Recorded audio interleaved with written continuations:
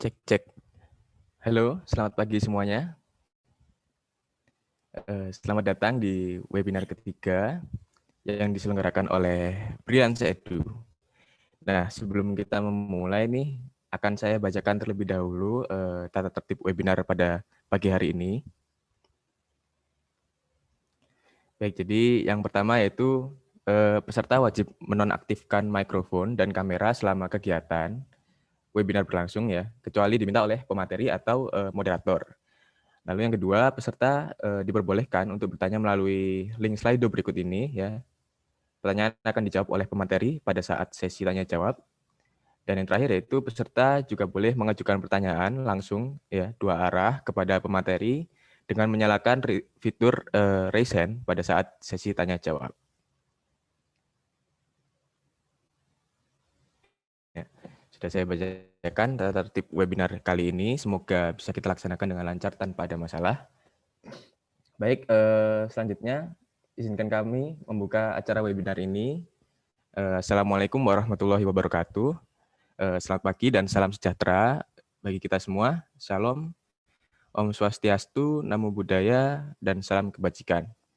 Sebelum kita memulai acara ini, alangkah baiknya kita berdoa terlebih dahulu. Kita berharap dari acara ini nantinya akan berbuah ilmu dan manfaat untuk kita semua. Oke, baik, berdoa dipersilahkan.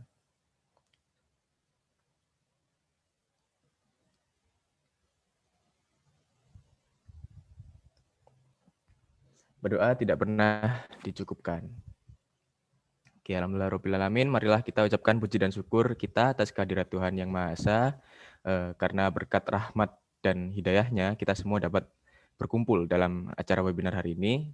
Dan saya harap kita semua diberi kesehatan ya, keselamatan, dan yang paling penting kebahagiaan selalu. Dan dengan adanya keadaan sulit seperti pandemi ya tahun ini, semoga tidak melenturkan semangat kita untuk selalu belajar dan menimba ilmu setiap harinya. Baik, karena saya sendiri akan menemani sampai beberapa jam ke depan, maka saya izin memperkenalkan diri terlebih dahulu. Nama saya Raffi Denandra, selaku moderator pada webinar kali ini. Saya ingin mengucapkan ya selamat datang dan selamat pagi, terutama kepada teman-teman yang telah datang pada webinar pagi hari ini. Lalu juga ada saudara Maulana Afif ya, selaku langsung saja ya, kita masuk ke agenda yang pertama, yaitu sambutan dari CEO Brilliance Edu ya, kepada saudara Maulana Afif. Waktu dan tempat kami persilahkan. Silakan Mas. Baik, Raffi. Sebelumnya apakah suara saya terdengar? Ya, sudah terdengar Mas. Oke, baik. Terima kasih. Saya mulai. Assalamualaikum warahmatullahi wabarakatuh. Selamat pagi semuanya. Sebelumnya perkenalkan, aku Maulana Afif. Aku merupakan mahasiswa dari Teknik Elektro Universitas 11 Maret, angkatan 2019. Dan di sini saya bertugas selaku CEO dari Brilliance Edu. Yang pertama, saya ucapkan terima kasih kepada teman-teman panitia yang telah meluangkan waktunya untuk mempersiapkan acara pada pagi hari ini. Tentunya saya juga ucapkan terima kasih kepada pembicara serta moderator yang telah bertugas pada hari ini. Kemudian tak lupa kepada seluruh peserta webinar. Ini merupakan dalam hari ini kita akan mengangkat tema seputar jurusan Teknik Industri dan Teknik Elektro, di mana nanti akan ada pembicara yang keren, yaitu yang pertama ada Mas Ardana. Mas Ardana ini teman saya satu angkatan dari Teknik Elektro Universitas 11 Maret. Kemudian ada Mbak Tina. Mbak Tina itu kakak tingkat saya, tapi beda jurusan. Mbak Tina dari Teknik Elektro Industri dari Universitas 11 Maret. Salam kenal Mbak Tina. Ini yaitu tak lain untuk memberikan wawasan kepada teman-teman, yaitu seputar jurusan di perkuliahan, di mana pada pagi hari ini kita mengangkat seputar teknik elektro dan teknik industri. Hal ini kami laksanakan yaitu dengan tujuan agar teman-teman lebih paham lagi akan jurusan di perkuliahan, dan nantinya teman-teman tidak salah memilih jurusan. Karena menurut saya pribadi, jika teman-teman nanti salah memilih jurusan itu merupakan suatu hal yang salah ya, atau bisa dianggap fatal, karena jika kita salah jurusan nanti itu kita tidak bisa menikmati perkuliahan kita. Nah, saya juga mengingatkan teman-teman untuk selalu memantau IG-nya Brilliance itu ya. Karena insya Allah dalam jangka waktu dekat ini dari kami tim Brilliance itu akan mengadakan TOTBK gratis. Nah, silakan dipantau saja IG-nya. Nah, mungkin itu saja yang dapat saya sampaikan. Kurang lebihnya mohon maaf. Atas perhatiannya saya ucapkan terima kasih. Billahi taufiq wal hidayah. Wassalamualaikum warahmatullahi wabarakatuh. Waalaikumsalam warahmatullahi wabarakatuh. Terima kasih banyak kepada Saudara Maulana Afif ya atas sambutannya. Nah, mungkin dari teman-teman sekalian masih ada yang belum tahu ya dan belum kenal apa sih Brilliance Edu ini, apa yang bakalan diberikan ke teman-teman semua. Nah, maka izinkan kami memperkenalkan diri. Silahkan kepada Saudari Firdi, waktu dan tempat kami persilahkan. Oke, sebelumnya aku ucapkan terima kasih kepada Mas Raffi selaku moderator yang udah mempersilahkan Firdi untuk mengenalkan Brilliance kepada teman-teman. Tapi sebelumnya, apakah suaranya Firdi bisa terdengar jelas? Sudah, Mbak. Oke. Oke, sebelumnya kenalin, aku Firdianti Almaida, mahasiswi Teknik Komputer Politeknik Elektronika Negeri Surabaya. Di sini aku akan mengenalkan Brilliance kepada teman-teman, karena seperti kata pepatah, tak kenal maka tak sayang. Mungkin dari teman-teman yang sebelumnya udah pernah nih ikut webinarnya Brilliance, pasti udah tahu dong apa itu Brilliance. Tapi mungkin ada dari kalian yang masih baru pertama kali untuk ikut webinarnya ini, jadi belum tahu apa itu Brilliance. Oke, dilanjut slide-nya. Nah, jadi Brilliance merupakan platform rintisan kaula pemuda Indonesia yang bergerak dalam jasa pelayanan tryout UTBK SBMPTN maupun kedinasan, bimbel online, informasi seputar kampus, seminar pengenalan jurusan, dan beberapa program-program Brilliance lainnya. Nah, program-program Brilliance ditujukan bagi siswa-siswi SMA maupun SMK, bahkan alumni, khususnya yang sedang mempersiapkan diri untuk memasuki jenjang perguruan tinggi. Kedepannya, Brilliance juga akan membuat sebuah komunitas bagi teman-teman yang telah menggunakan jasa Brilliance sehingga terbentuklah komunitas pelajar Indonesia. Oke, next. Nah, lalu apa sih program-program yang ada di Brilliance? Untuk saat ini, Brilliance punya 2 program utama nih teman-teman. Yang pertama yaitu ada tryout online dan juga ada webinar sharing session yang seperti kita lakukan saat ini. Nah, seperti yang udah dibilang oleh Mas Maulana tadi nih, Brilliance akan ada tryout. Jadi insya Allah dalam waktu dekat kita akan mengadakan tryout perdana untuk mempersiapkan diri untuk menghadapi UTBK 2021. Nah, untuk kepentingan tryout, Brilliance akan menggunakan website dengan tampilan yang sangat menarik dan tentunya akan dapat membantu persiapan teman-teman dalam menghadapi UTBK 2021. Oke, next. Nah, makanya jangan sampai ketinggalan dengan berbagai informasi dari Brilliance seperti webinar yang sebelumnya juga udah pernah dilakuin seperti yang udah ditampil di slide, terus akan ada tryout, terus informasi-informasi menarik di Instagramnya Brilliance. Jangan lupa follow di @brilliance_edu dan ada teman-teman kalian yang lain untuk sama-sama berjuang mendapatkan prodi dan kampus impian. Sekian, terima kasih. Wassalamualaikum warahmatullahi wabarakatuh. Be smart, be brilliant.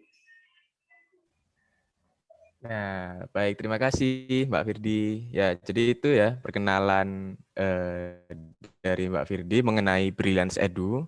Nah, nanti semoga teman-teman bisa ya jadi keluarga dari Brilliance Edu juga. Oke, baik ya, langsung saja kita ke agenda utamanya ya yang sudah ditunggu-tunggu, yaitu sharing session. Nah, sharing session pertama ini akan dibawakan oleh Mas Muhammad Ardana Gusti Saputra. Halo, Mas Ardana. Halo, pagi Mas. Ya, pagi Mas. Apa kabar Mas? Baik? Baik, alhamdulillah. Alhamdulillah. Oke, saya bisa panggil Mas Ardana aja ya, biar lebih akrab. Ya, boleh.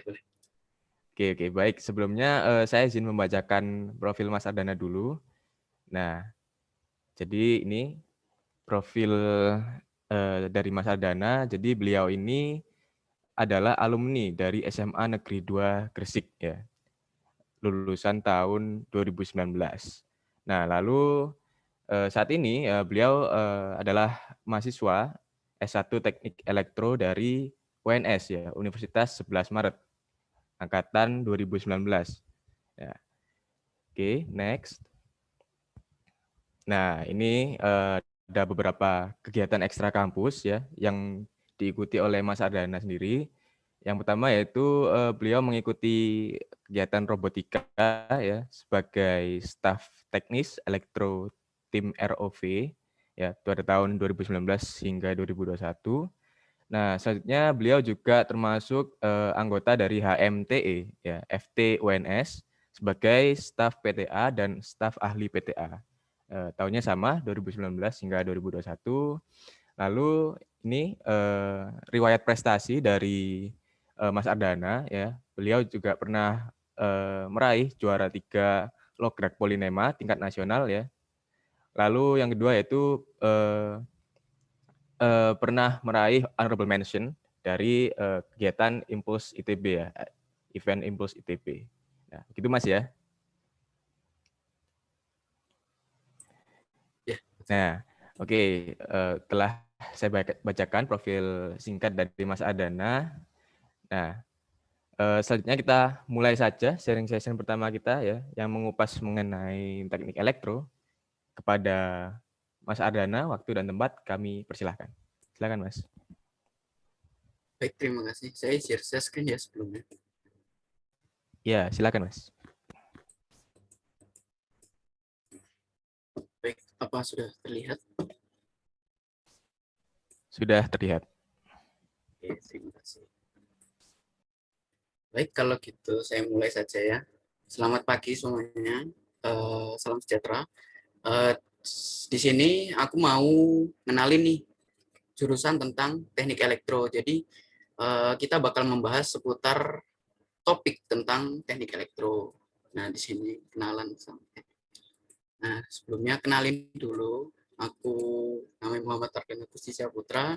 Sekarang sedang menempuh pendidikan di Teknik Elektro Universitas 11 Maret. Dan ini ada beberapa jenjang titik rekam dari selama perkuliahan di Teknik Elektro UNS. Tapi kan sudah disebutkan, jadi saya skip. Sebelum saya mulai ke pembahasannya, saya akan menyetel video terlebih dahulu.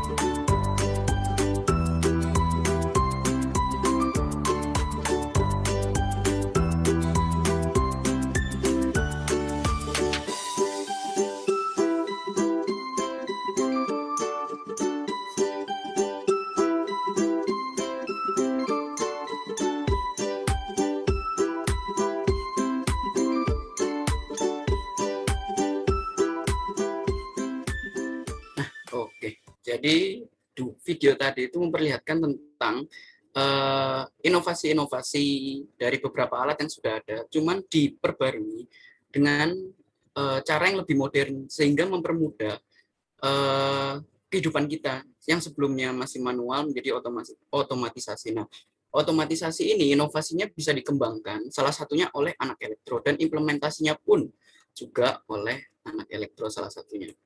Oke, sebelum itu saya akan membahas tentang apa saja sih yang mau dibahas di sini. Yang pertama tuh teknik elektro tuh apa sih? Kayak jurusan ini tuh apa sih sebenarnya gitu. Nah, terus selanjutnya mau ke teknik elektro. Nah, ini kalau misal kalian tuh mau ke teknik elektro, kira-kira tuh persiapannya tuh apa aja gitu. Kita tuh harus siap apa aja gitu.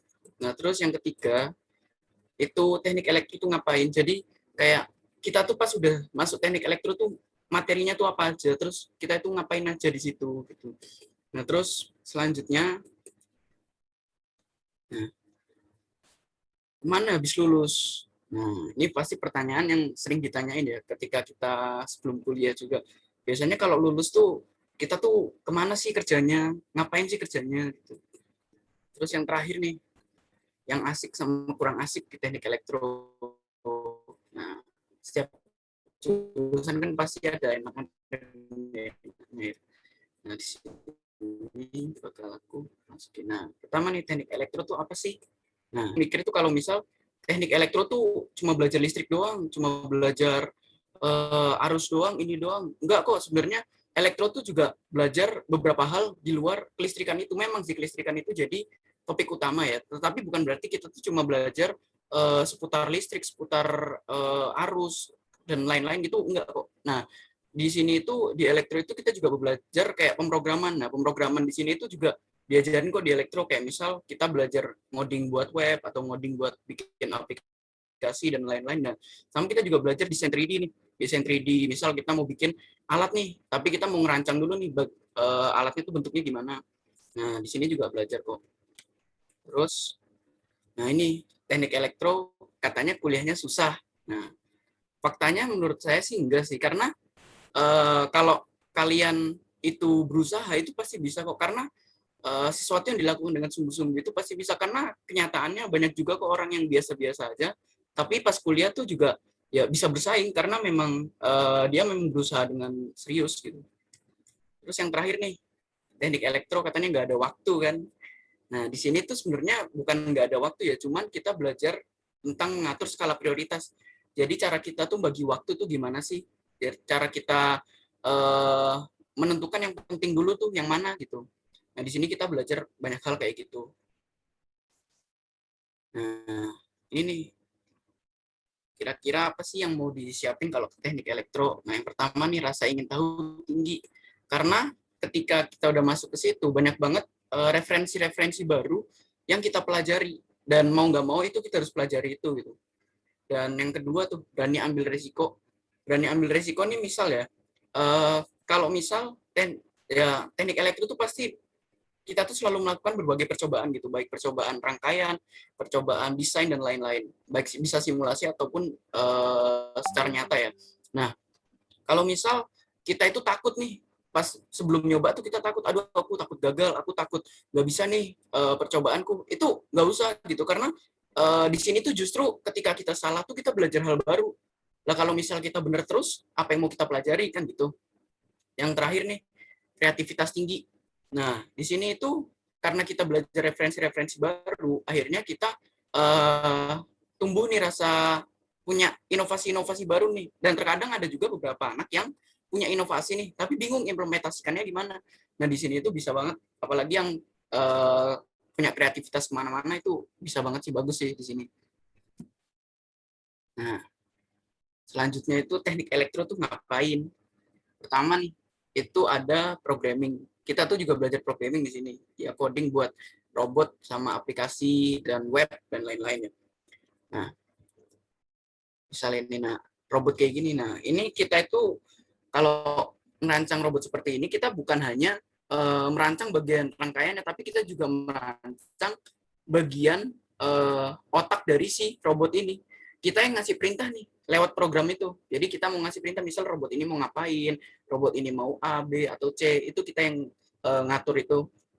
Nah, selanjutnya kita juga bisa kok coding buat aplikasi. Nah, aplikasi ini macam-macam, bukan cuma aplikasi yang buat apa namanya, buat umum, tapi bisa juga aplikasi yang buat misal kita mau ngendalin robot pakai HP nih. Nah, itu aplikasinya bisa kita rancang di sini. Lalu terakhir nih, coding buat web. Nah, ini juga pasti sih, karena coding buat web dan aplikasi HP itu saling apa ya, nggak beda jauh sih. Jadi kayak saling berhubungan gitu loh. Nah, selanjutnya ada kelistrikan. Kelistrikan ini ya pasti sih, karena ini jadi topik utama di teknik elektro kan, seputar arus kuat dan arus lemah. Jadi kalau arus lemah tuh ya kayak misal kita mau desain PCB atau misal ya komponen-komponen kecil lah. Nah, kita juga bisa kok desain PCB kayak yang digambar. Nah, terus yang kedua tuh arus kuat. Kayak arus kuat tuh buat pembangkit. Nah, biasanya kalau kalian mau kerja di PLN kayak gitu-gitu, nah itu bisa banget nih teknik elektro.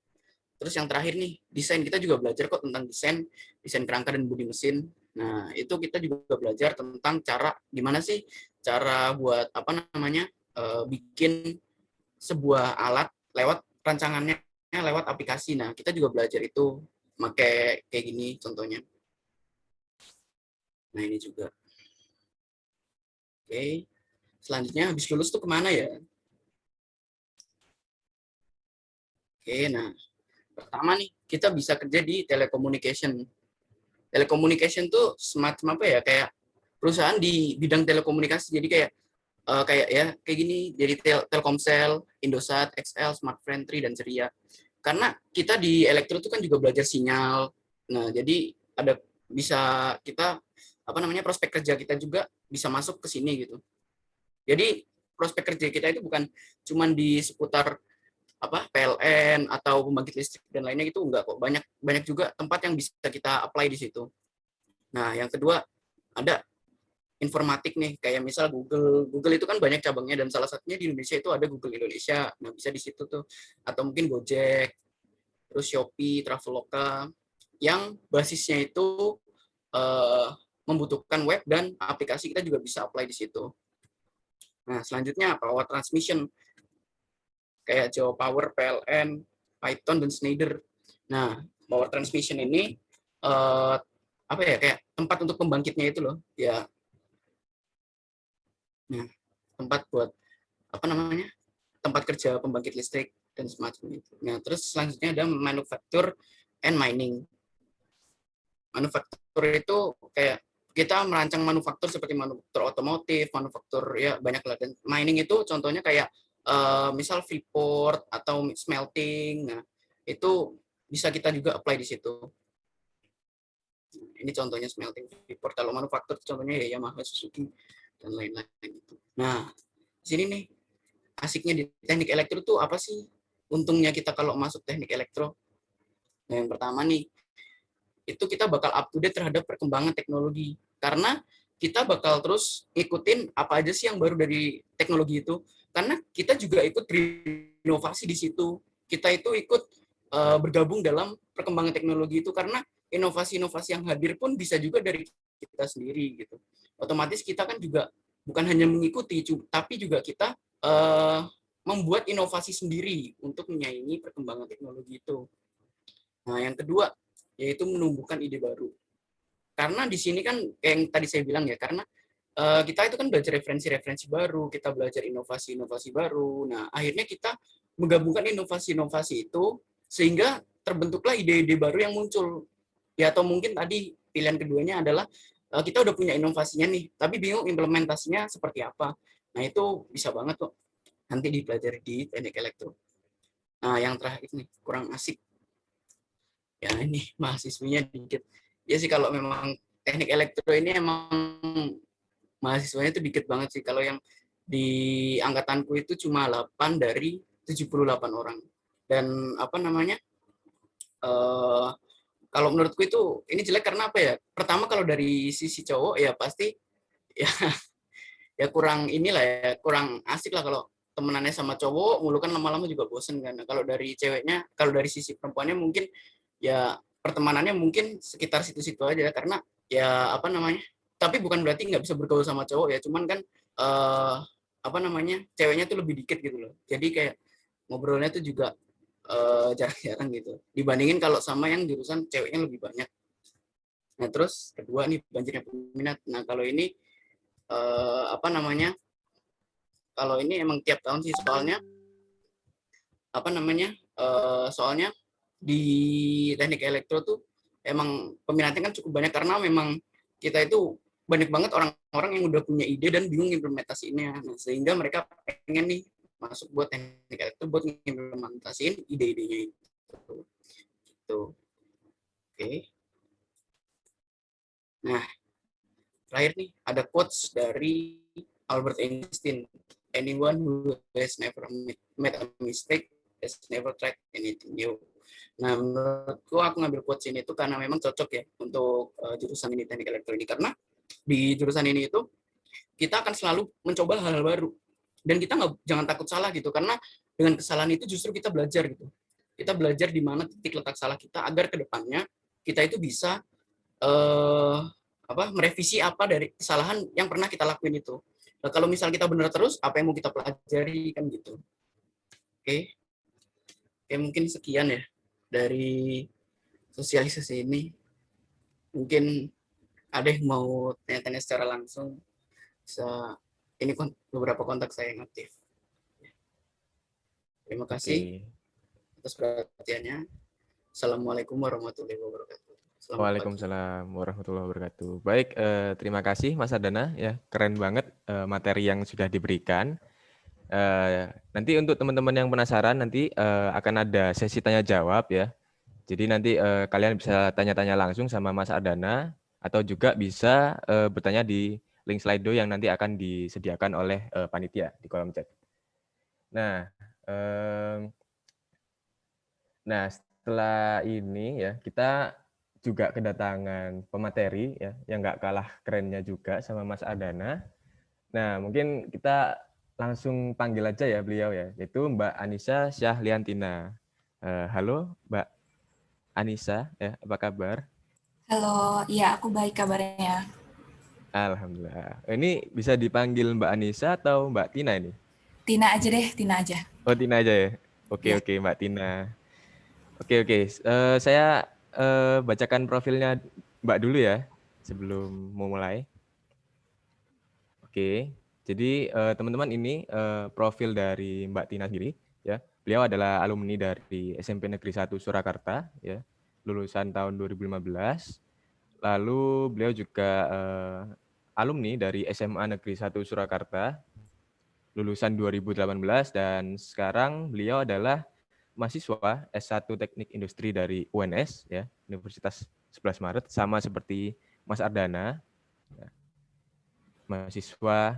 Nah, ini kegiatan yang Mbak Tina ikuti. Jadi beliau ini merupakan anggota ya, dari Badan Eksekutif Mahasiswa FT UNS sebagai staf advokasi dan pelayanan mahasiswa itu pada tahun 2019. Lalu beliau juga sebagai Menteri Advokasi dan Kesejahteraan Mahasiswa di Badan Eksekutif Mahasiswa FT UNS juga pada tahun 2020. Dan beliau ini juga pendiri bimbingan belajar ya, Teen Edu untuk siswa SD, SMP, sampai SMA. Nah, ini dari tahun 2019 hingga sekarang. Nah, juga kita bisa lihat beberapa prestasi yang pernah Mbak Tina raih. Jadi pertama, beliau pernah menerima ini manfaat beasiswa PPA tahun 2019 dari beasiswa peningkatan prestasi akademik. Nah, Mbak Tina juga pernah meraih juara favorit Putri Ramadan Fashion tahun 2019 ya pada event Insting FT UNS. Lalu beliau juga pernah meraih juara 1 kompetisi proposal bisnis nih tahun 2020 pada kegiatan Industrial Engineering Business Competition Idea. Oke, baik, jadi begitu Mbak ya. Secara singkatnya, mungkin kita langsung saja ya. Jangan lupa teman-teman nanti kalau ada pertanyaan nanti bisa bertanya ya langsung ke Mbak Tinanya atau lewat link Slido yang nanti diberikan oleh panitia. Oke, langsung saja kita ke sharing session kedua yang mengupas mengenai teknik industri. Kepada Mbak Tina, waktu dan tempat kami persilahkan. Silakan, Mbak. Oke, terima kasih buat moderator untuk waktunya. Aku di sini izin share screen ya. Udah kelihatan ya ini screen-nya? Ya, sudah kelihatan, Mbak. Silakan.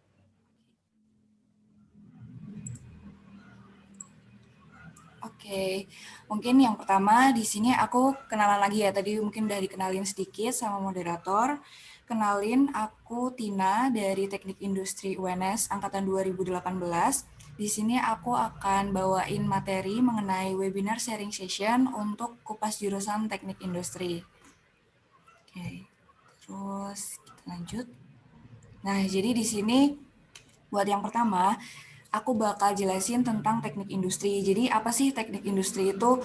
Mungkin kalau dari teman-teman ngiranya teknik industri itu pasti berhubungan sama pabrik ya. Sebenarnya enggak sih, kita itu istilahnya lebih ke manajemennya, manajemen sebuah perusahaan maupun industri. Nah, jadi teknik industri itu adalah bidang ilmu yang mempelajari bagaimana cara mengoptimalisasi kegiatan manusia seperti produksi, pengelolaan, dan ekonomi. Nah, kemudian lulusan teknik industri ini nanti akan bertanggung jawab atas optimalisasi praktis dari sistem produksi pabrik, proposal strategi, dan desain optimal manajemen perusahaan. Jadi bisa dibilang teknik industri ini mirip-mirip dokter sih. Kalau dokter itu kan ini ya, dia itu mengobati manusia, pasien gitu. Nah, kalau kita itu juga sama, gimana caranya buat suatu organisasi maupun perusahaan itu bisa jadi optimal gitu. Istilahnya kan ada tuh kadang organisasi itu ada yang nggak sehat. Kayak misal di dalam sebuah perusahaan, organisasinya tuh saling bersaing tapi secara nggak sehat. Nah, di sini tuh teknik industri juga bakal analisis kenapa sih kok itu bisa terjadi. Itu kan berpengaruh juga ke perusahaan. Terus kita juga belajar cara mengoptimalisasi kegiatan manusia.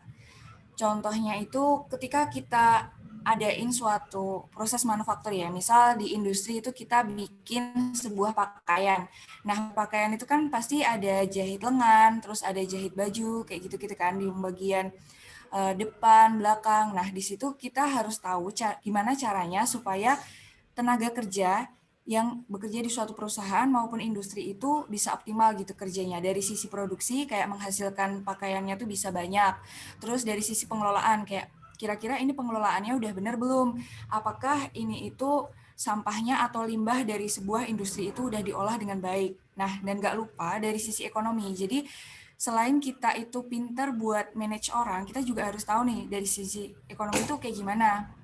Kan percuma ya kita udah bisa manage orang, terus udah bisa bikin produksi yang efektif, tapi dari sisi ekonomi ternyata makan banyak biaya gitu. Dan itu enggak banget, karena di teknik industri itu kita belajar gimana caranya untuk mengoptimalisasi suatu hal supaya menjadi ada nilai tambahnya lah istilahnya. Nah, di sini kita juga belajar tentang pembuatan proposal strategi. Jadi gimana caranya supaya orang-orang tuh mau beli produk kita di pemasaran, di industri. Terus kita juga belajar tentang manajemen, gimana caranya mengelola suatu perusahaan dan orang itu sendiri. Terus nggak lupa kita itu nggak terlepas dari sistem produksi pabrik. Nah, terus aku lanjut ke slide ini. Kira-kira apa aja sih yang perlu kita persiapin kalau kita itu belajar di teknik industri? Mungkin di sini aku lebih mengarahkan ke kira-kira kemampuan apa aja sih yang bakal teman-teman dapetin atau kalian bisa pakai gitu. Bukan berarti kalian yang nggak punya kemampuan ini nggak bisa masuk ke teknik industri ya. Kan di sini kalian bakal punya kemampuan ini. Jadi yang pertama itu ada kemampuan problem solving. Di sini seorang industrial engineer itu bakal mampu untuk menyelesaikan masalah karena sebenarnya industrial engineer itu selalu dihadapkan oleh masalah. Ketika kalian ada suatu hal, itu kalian disuruh cari masalahnya. Kayak misal, kok di suatu supermarket tuh antriannya banyak banget ya? Nah, kalian itu harus tahu kira-kira kenapa. Oh, mungkin karena jumlah kasirnya itu lebih sedikit daripada orang yang datang. Atau mungkin di sini ada salah satu mesin yang rusak. Nah, jadi kalian harus ngerti gimana sih solusinya buat suatu masalah. Dan kalian harus cari masalah itu. Kira-kira apa sih yang nggak benar dari suatu sistem. Terus yang kedua ada kemampuan berpikir kritis. Nah kan tadi kalian tuh harus bisa ya nyelesain masalah. Nah berpikir kritis di sini tuh diperluin ketika kalian bikin beberapa alternatif solusi. Nah kalian harus pilih mana alternatif yang paling bermanfaat dan yang paling menguntungkan lah istilahnya. Misal ada alternatif A, B, C, D. Nah, kalian pilih alternatif D. Kenapa? Karena mungkin kalian nggak harus nambah kasir. Kalian cukup nambah mesin otomatis yang bisa melayani pembeli. Misal tadi kalau antriannya panjang. Karena kan kalau kalian rekrut orang lagi buat jadi pegawai, bisa jadi kalian harus nambah gaji juga. Terus habis itu ada biaya untuk beli mesinnya juga. Jadi kalian pikirin mana yang paling efektif gitu. Terus ada kemampuan berbicara, mendengarkan, menulis. Ini kenapa sih kita perlu kok kayak anak sastra gitu mungkin ya. Ini lebih ke kemampuan bicara itu. Jadi misal gini, ketika kalian jadi seorang manajer kan industrial engineer itu mungkin akan istilahnya bakal jadi manajer ya. Jadi gimana sih kalian itu bisa ngomong ke bawahan kalian kalau kalian itu nggak ngerti apa yang kalian persepsikan gitu. Jadi kemampuan bicara di sini tuh penting karena supaya bawahan yang kalian nanti bakal kasih kerjaan itu ngerti. Kayak misal, kalau nggak jelas ya, tolong kamu antar ini ke sana gitu. Ditanyain ke sana mana, ya pokoknya ke sana. Kan nggak jelas, orang jadi nggak ngerti gitu apa maksud kita. Jadi kemampuan berbicara itu penting. Gimana kita bisa komunikasi ke orang. Terus mendengarkan, itu juga penting. Kenapa? Karena kan kita nanti bakal jadi manajer. Nah, itu gimana caranya ketika ada bawahan kita, ini misal ada curhat ya, kayak, Pak, ini misal kok kayaknya di produksi ini ada keterlambatan produksi, kira-kira gimana? Nah, kalau kita nggak bisa mendengarkan dengan baik, kita kan nggak bisa kasih solusi yang baik kan? Nah, jadi di sini kemampuan mendengarkan itu penting banget. Dan menulis itu juga penting ketika kita mau bikin suatu peraturan perusahaan. Kalau peraturannya nggak jelas, kayak misal semua pekerja harus datang pagi, paginya kan nggak jelas. Bisa aja datang jam 7, jam 9, jadi kita harus membuat suatu SOP atau ketika kita menulis, orang lain tuh bisa paham gitu apa maksud kita. Terus yang keempat ada teliti, tekun, sama detail, itu pasti ya, karena kita itu bakal menganalisis hal-hal yang berkaitan dengan industri dan harus sabar. Terus yang kelima ada bekerja secara sistematis. Kita dituntut untuk bekerja secara sistem, jadi berurutan gitu. Karena sistem yang lain, sistem satu sama sistem yang lain itu saling berkesinambungan. Jadi nggak boleh kalau kita nyelesain sistem A, kita juga harus tahu tuh dampaknya ke sistem yang lain apa. Jangan kayak kita misal udah bikin harganya produk murah banget, ternyata dari sisi kualitas dia tuh jelek. Kan itu juga bahaya gitu. Karena dari industri kan ada sisi biaya, kualitas, terus bahannya juga, itu harus dipertimbangin. Terus ada kemampuan matematika dan riset, pasti ya, karena nanti kalian juga bakal dihadapkan sama perhitungan. Sama yang terakhir ada kemampuan analisis dan manajemen. Jadi lebih ke gimana kalian menganalisis masalah dan mengaturnya gitu.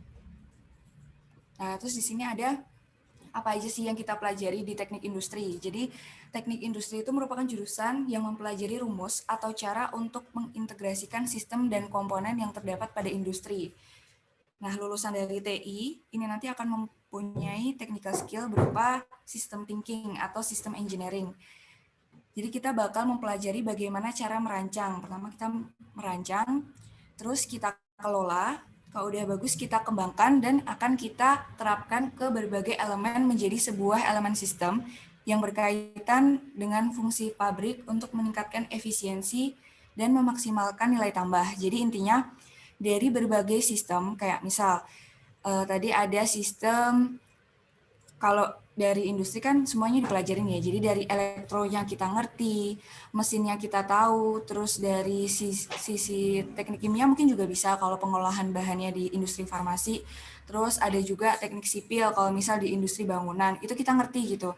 Dan gimana caranya kita bikin integrasi, yaitu sebuah penyatuan dari sistem yang ada di perusahaan supaya efisiensinya meningkat. Kayak jadi mulanya elektro bisa bikin alat A, terus habis itu anak sipil ada nih ide buat bikin bangunan ini. Nah, gimana nih dari anak TI, industri itu bikin suatu ide yang ketika digabungkan tuh ada nilai tambahnya. Oh ya, ini bisa bikin misal gedung yang bisa ini gitu. Kan jadi ada nilai tambahnya yang mulanya kalau dijual sendirian dari elektro jual sendiri sipil sendiri kalau digabung bisa lebih canggih, itu akan memaksimalkan nilai tambah dan juga efisiensi daripada satu-satu, kan kenapa nggak digabung sekalian gitu.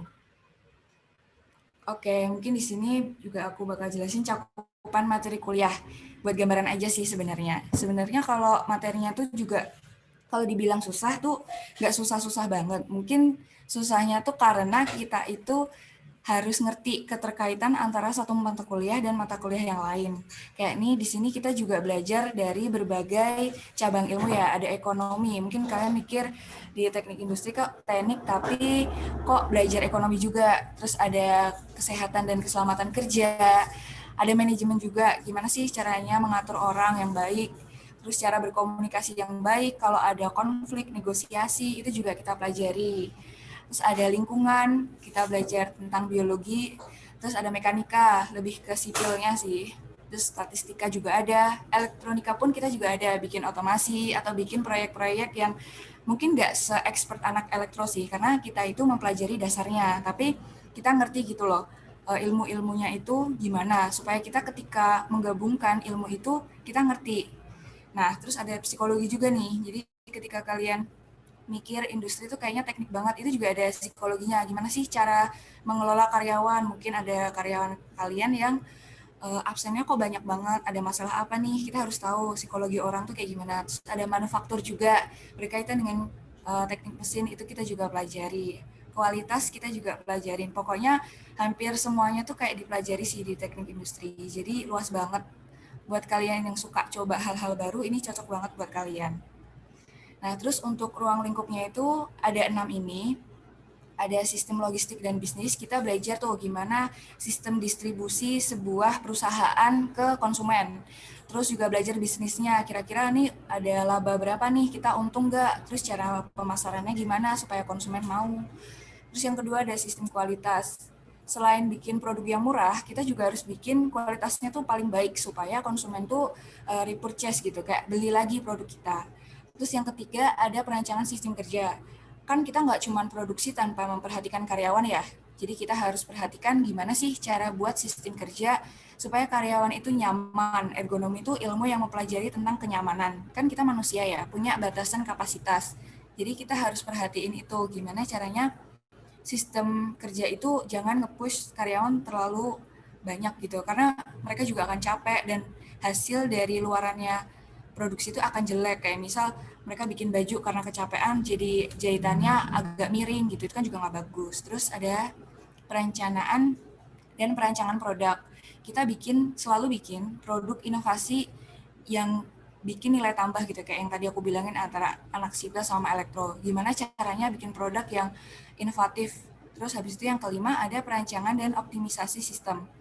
Ya tadi kayak gimana sih ngerancang, misal ini ada mesin diproduksi itu nyambung ke database perusahaan. Kayak hari ini udah menghasilkan berapa, kan nggak mungkin tuh kita ngitung satu-satu. Nah, gimana caranya kita bikin sistem yang ketika produk itu keluar udah terhitung secara otomatis di sistem. Dan yang terakhir ada sistem produksi. Sistem produksi itu lebih ke lapangannya sih, kayak gimana kita bikin misal sehari itu targetnya 3.000 baju. Gimana caranya kita bikin layout produksi, kayak misal kita bikin 10 stasiun, setiap stasiun menghasilkan 30 atau berapa gitu, atau 300. Nah, itu nanti kita pertimbangkan di sistem produksi. Oke, terus lanjut prospek kerja. Mungkin ini aku kasih beberapa gambaran. Sebenarnya kalau industri itu bisa sih kerja di mana aja, dan mungkin bisa dibilang jurusan teknik yang bisa kerja juga di bank, karena kita hampir ke semuanya tuh masuk gitu. Soalnya kita ada kemampuan manajerial sama integrasi sistem. Jadi ada general manager, project manager, jadi dosen juga bisa, konsultan. Biasanya kita lebih ke manajer atau konsultan sih. Ketika kita ditanyai suatu hal, kita bisa selesaiin itu. Terus kita juga bisa jadi manajer produksi, bagian HRD pun bisa, karena tadi kita mempelajari tentang psikologi. Kayak ada karyawan yang sukanya nggak datang, tapi dia ada yang juga cuman absen doang, tapi kok nggak ada orangnya, itu juga kita perlu pelajarin. Marketing, cara pemasaran, terus ada juga hubungan industri, gimana caranya kita buat negosiasi sama orang lain, diplomasi, kayak gitu. Terus ada market research, teknisi sama operator, kita pun kita belajar tentang gimana sih penggunaan mesin-mesin. Kayak kalau di teknik mesin kan ada ya, itu dia bikin, misal dia ngebor sesuatu, itu kita juga belajar. Di elektro itu kita lebih belajar ke otomasinya sih. Gitu. Nah, terus di sini ada suka dukanya ya. Sebenarnya kalau dibilang suka, aku sih senang di teknik industri karena di sini aku bisa dapat banyak ilmu gitu. Jadi yang pertama sukanya tuh ada multidisiplin ilmu. Kita itu punya kemampuan problem solving dan dapat mengintegrasikan sistem dengan baik. Karena pengetahuan dasarnya tuh kita udah punya. Kayak aku merasa nyambung aja gitu loh ketika aku ditanyain temanku yang anak mesin atau anak sipil, itu ngertilah dikit-dikit.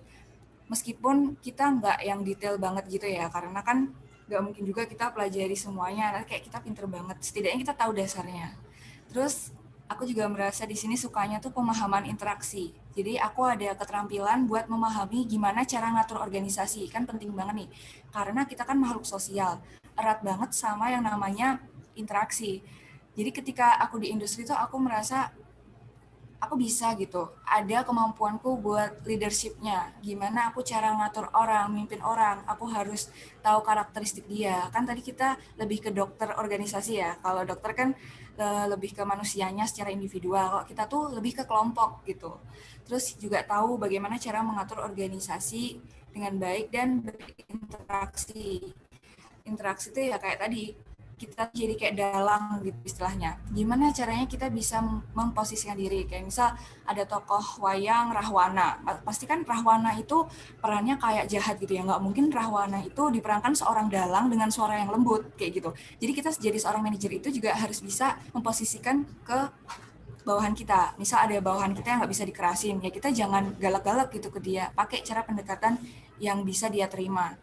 Jadi aku merasa itu kelebihan sih buat di teknik industri karena hampir setiap di elemen kehidupan kita tuh interaksi sama orang tuh pasti ada. Terus ini ada buat duka. Dukanya itu sebenarnya nggak duka-duka banget ya, tapi kayak aku merasa di sini kadang ada tuntutan untuk multitasking. Jadi ketika dikasih tugas nih sama dosen, kita tuh harus tahu keterkaitan antar mata kuliah supaya tugas itu bisa diselesaikan dengan baik dan berkesinambungan. Aku kadang tuh kurang sukanya ketika dikasih tugas A, tapi aku belum paham nih tugas B, padahal tugasnya itu saling nyambung. Jadi aku kayak terhambat gitu buat ngerjain tugas A. Tapi ketika kita udah tahu satu, ngerjain tugas yang lainnya itu bakal gampang. Kayak misal aku bikin tugas tentang gimana cara bikin layout pabrik yang bagus. Tapi aku belum belajar nih tentang sistem produksi, kan ada jam kerja, kayak gitu-gitu. Menurutku dukanya di situ sih. Sama kadang tuh yang kedua, ada yang merasa kurang terfokus. Kadang ketika ditanya orang, Mbak jurusan apa? Teknik industri gitu. Terus, oh pasti nanti kayak jadi pegawai pabrik ya, kayak gitu-gitu. Pasti orang bilangnya kayak mikirnya sesempit itu gitu loh. Padahal enggak. Dan di sini aku merasanya kadang kemampuan kita itu terlalu general. Jadi kita nggak merasa seahli jurusan lain kayak ditanyain industri, bisa ini nggak, kayak kalau dibilang bisa, ya bisa, tapi nggak banget gitu. Terus kalau elektro kan jelas ya, elektro kamu bisa nggak, coba kamu pasangin ini ke sini, atau misal suruh masang kabel-kabel gitu, mungkin pasti setidaknya mereka bisa lah gitu kan. Oh elektro nih, pasti dia bisa kelistrikan. Terus kalau mesin, pasti dia bisa nih buat tahu tentang otomotif. Terus sipil, pasti tahu kan rancangan bangunan ini, terus arsitektur gitu. Oh kamu bisa gambar ini ya, kamu pasti gambarannya bagus gitu. Nah aku merasa kadang kalau di industri tuh bisanya apa ya gitu, kayak harus dikaitkan sama industri, dan ketika kita nggak ada industri tuh seakan kita nggak bisa kerja, padahal enggak, kita justru bisa ciptain lapangan kerja itu sendiri karena kita ngerti gitu loh basic-basicnya kayak gimana. Jadi mungkin itu aja sih dari dukanya. Nah mungkin itu tadi sedikit materi yang bisa aku sampaikan buat teman-teman semua. Kalau kalian ada yang masih bingung atau ada yang masih pengen ditanyain, bisa ditanyain kayak gitu. Mungkin cukup itu dari aku. Oke, baik. Terima kasih Mbak Tina. Ya, luar biasa banget materinya. Ya, sangat menginspirasi. Semoga teman-teman semakin semakin jelas nanti mau kemana ya kan saat memilih jurusan. Nah, mungkin nggak terasa ya udah sudah selesai untuk kedua sharing session kali ini. Jadi langsung saja kita ke agenda selanjutnya, yaitu sesi tanya jawab. Mungkin dari teman Dana bisa pakai fitur raise hand dulu ya sebelum bertanya. Silakan teman-teman.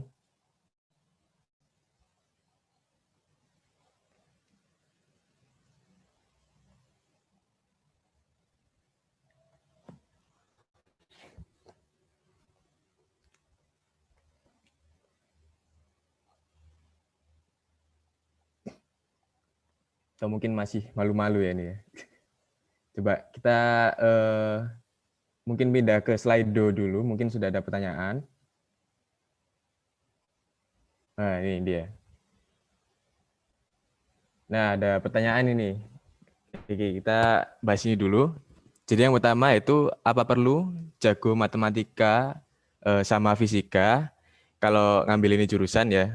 Bukannya akan dipelajari dari nol lagi, ya. Apalagi di dalam elektro itu cuman hitung-hitung aja. Nah, apa di dalam elektro itu cuman hitung-hitung aja, Kak? Nah, itu mungkin lebih ke Mas Ardana ya. Mungkin Mas Ardana mau menjawab atau menanggapi. Silakan, Mas. Izin menjawab ya, Mas. Ya, silakan, Mas. Jadi gini, elektro itu nggak cuman jago matematika sama fisika, enggak. Memang ada mata kuliah yang membutuhkan matematika sama fisika, tapi itu secara umum, secara general. Jadi enggak spesifik banget, enggak kayak jurusan matematika dan jurusan fisika yang di Fakultas MIPA, enggak. Itu cuma dasarnya aja, karena di sini itu fokusnya bukan di situ, dan enggak perlu jago juga, karena tadi yang saya bilang itu general. Jadi yang penting mau belajar aja itu udah pasti bisa, karena yang dipelajari utamanya di sini itu adalah kayak berbagai macam percobaan, rangkaian, terus gimana cara kita A, B, C, D, terus kita membuat solusi baru, inovasi baru. Jadi nggak perlu jago matematika sama fisika tuh udah bisa masuk kok, karena ya yang penting bisa berusaha aja, terus dipelajari dari nol. Oh ya, kalau di situ memang semuanya dari nol kok, jadi nggak ujuk-ujuk kalian harus bisa dulu nih, nggak gitu kok, karena semuanya di sini benar-benar dari awal, dari nol. Nanti sisanya inovasinya baru dari kalian sendiri. Dan di elektro nggak cuma hitung-hitung aja kok, karena banyak banget. Justru utamanya bukan hitung-hitungan, justru utamanya adalah gimana caranya kita membuat inovasi-inovasi baru, caranya kita memperbarui alat yang sudah ada, terus bagaimana cara kita menyelesaikan sebuah kesalahan dari sebuah percobaan, kayak gitu-gitu kok. Mungkin itu sih. Oke, terima kasih atas pertanyaannya ya dan jawabannya dari Mas Ardana. Tapi saya pengen tanya ke Mbak Tina juga nih. Kan teknik industri ya, kan ada nama teknik, ada kata teknik lah. Kalau kita udah bicara teknik itu kan pikirannya teman-teman kan mesti kan ada matematika, ya kan, ada IPA-nya istilahnya ya kan. Nah, untuk pertanyaan ini apakah relate Mbak ke teknik industri yang Mbak sedang jalani sekarang? Apakah perlu jago matematika, fisika, IPA? Kan tadi kan Mbak yang ngomong ada unsur ekonominya juga, bisnisnya juga ya kan. Ini teknik industri gimana Mbak? Silakan. Mungkin mau menambahkan? Oke, mungkin aku nambahin dikit aja ya. Kalau yang namanya Iya. teknik, kelebihan kita dari jurusan lain kayak mikir kenapa sih kok di industri itu kita belajar ekonomi, manajemennya, bedanya kita sama anak FEB apa gitu, sama anak bisnis, manajemen tuh apa? Bedanya adalah yaitu tadi, mereka itu nggak bisa, ya bukan nggak bisa hitung-hitungannya sih, mereka itu lebih gimana caranya buat bikin suatu perhitungan matematikanya kan. Nah, kalau kita itu ngerti itu tuh diimplementasikan ke perusahaan itu kayak gimana. Jadi menurut aku kalau matematika sebenarnya kalau dibilang perlu jago atau enggak, ya setidaknya kalau kalian nih di SMA udah merhatiin guru dengan baik, itu udah pegangan sih buat kalian. Karena kalau di industri tuh nggak sampai sedetail teknik sipil. Jadi kita belajar mekanika tekniknya pun yang dasar-dasar fisika, hukum Newton 1, 2, 3, kalau kalian dengerin guru di kelas, pasti bisa kok. Terus paling kayak soalnya tuh lebih ke implementasi gitu. Kalau kalian kan SMA belajar hukum Newton buat langsung ke soal ya, guru udah ngasih soal. Nah, kalau kalian tuh lebih dikasih studi kasus. Jadi mungkin pemikiran kalian akan lebih berkembang di situ, karena yang namanya S1, sarjana itu dituntut buat menyelesaikan suatu masalah, bukan kalian itu dikasih masalah. Kalau kalian waktu SMA kan cuma dikasih soal, selesai ini. Nah, kalian tuh harus cari gitu masalahnya. Kira-kira bikin rancangan mekanikanya gimana. Jadi menurut aku perlu, tapi setidaknya kalian udah di SMA belajar dan ngerti aja itu udah cukup sih. Jadi jangan takut buat mencoba, karena dan nanti di kuliah kan juga bakal diajarin lagi ya. Pasti kalian dilatih gimana cara ngitungnya kayak gitu. Ini tuh. Oh, oke. Terima kasih ya. Itu tambahan dari Mbak Tina, teman-teman. Oke. Terima kasih atas pertanyaannya tadi ya. Langsung saja selanjutnya ada dari ini namanya Bismillah Maba 2021. Amin, amin, amin. Ini mau tanya ke Mbak Tina nih, ya. Gimana sih Kak caranya adaptasi di jurusan teknik industri buat para perempuan? Kan kuliah teknik tuh terkenal katanya keras, Kak. Nah, ini gimana pendapat dari Mbak Tina? Silakan, Mbak. Itu aku tuh di Fakultas Teknik kan ada 7 prodi ya, dan teknik industri itu salah satu jurusan yang justru lebih banyak ceweknya. Kalau di Fakultas Teknik itu sendiri perbandingan antara cowok sama ceweknya itu 3:2, jadi banyak cowoknya. Cuman kamu nggak usah khawatir karena di industri itu justru malah banyak ceweknya gitu. Bahkan cowoknya tuh nggak sampai setengahnya kok dari ceweknya. Karena mungkin ya di sini kan kita lebih belajar manajerial ya. Kan biasanya umumnya tuh kalau cowok-cowok tuh lebih suka ke praktisnya langsung. Kalau cewek kan mungkin lebih suka ke gimana sih manage-nya, ngomong sama orang gitu. Jadi banyak yang lebih tertarik ke industri tadi. Terus kalau buat adaptasinya di teknik ya, aku malah suka sih. Kenapa? Karena kalau di fakultas aku itu ditanemin cowoknya itu kayak harus ngayomin cowoknya banget. Jadi aku merasa ketika ada apa-apa tuh bisa nanya ke cowok dulu, baru nanti kayak istilahnya mereka sih yang pertama kali bakalan eh, ketika kalau lagi ospek ya, ospek jurusan tuh kayak mereka mungkin yang angkat tangan duluan kayak gitu-gitu.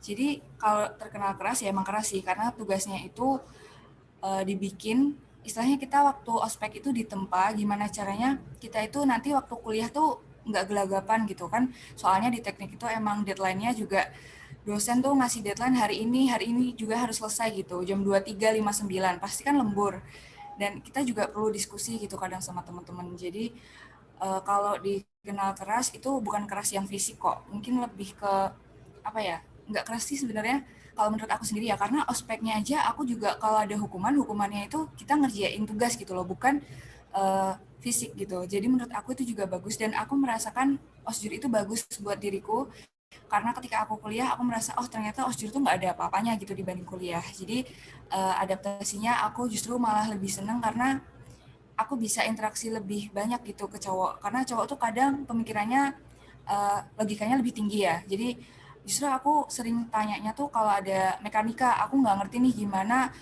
resultan gayanya, itu mereka lebih ngerti. Jadi kalian nggak usah takut buat interaksi ke cowok karena mereka juga ngerti gitu. Meskipun mereka kadang nggak rajin ya, lebih rajin kita, tapi mereka tuh ngerti sebenarnya logikanya. Mungkin kayak gitu. Oke, oke. Terima kasih ya dari Mbak Tina atas jawabannya. Jadi mungkin keras ini maksudnya bukan keras fisik gitu ya Mbak ya. Jadi kerasnya ini lebih ke membentuk apa ya, karakter dari mahasiswa itu sendiri supaya lebih apa ya, siap ya kan dalam tugas atau nanti setelah lulus itu lebih apa ya, berani lagi gitu di dunia luar. Gitu kan Mbak ya intinya. Nah, oke, mungkin dari Mas Adana ada tambahan mungkin dari sudut apa ya, laki ya, untuk teman-teman perempuannya gimana? Mungkin ada apa, tambahan sedikit? Kan tadi katanya juga perempuannya juga sedikit ya Mas ya di kelasnya ya? Atau di jurusannya? Maaf Mas, boleh diulang? Sepertinya jaringan saya bermasalah. Oh enggak, ini kan ada pertanyaan, gimana sih caranya perempuan tuh adaptasi tadi, ini pertanyaannya untuk Mbak Tina ya, untuk di teknik industri. Nah sekarang mungkin kalau dari Mas Ardana, kan tadi kan katanya perempuan tuh sedikit ya kan? Ada 8 dari berapa tadi? 78 ya. Nah itu gimana teman-teman perempuannya Mas Adana tadi gimana dalam beradaptasi di teknik itu? Kan katanya juga keras gitu kan kata-katanya. Ya, mungkin ada tambahan? Kalau dari sisi perempuannya mungkin saya kurang tahu ya. Cuma ya banyak banget sih adaptasinya itu, kayak yang dulunya mungkin lebih sering ngobrol sama cewek doang, sekarang juga ikut ngobrol sama main sama yang laki-laki juga. Terus justru malah yang perempuannya itu karena dominansinya juga jauh ya, tadi kan perbandingannya juga jauh, akhirnya ya udah nyatu aja gitu, kayak udah nggak ada lagi cowok sama cewek, ya udah main-main aja gitu.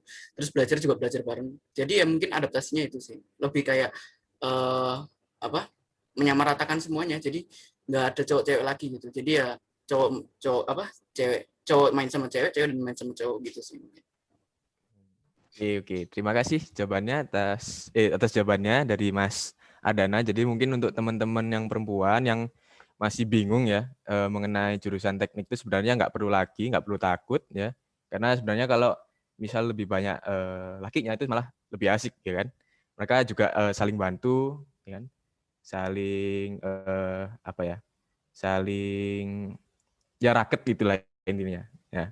Oke, jadi itu dia pertanyaannya. Langsung ke pertanyaan selanjutnya. Nah ini, pada masa pandemi ini banyak dosen yang lebih sering melaksanakan kuliah asinkron. Padahal teknik elektro banyak mata kuliah praktikum. Bagaimana cara mengatasinya? Ini mungkin dijawab dari Mas Ardana dulu ya. Silakan Mas. Oke, makasih izin jawab ya.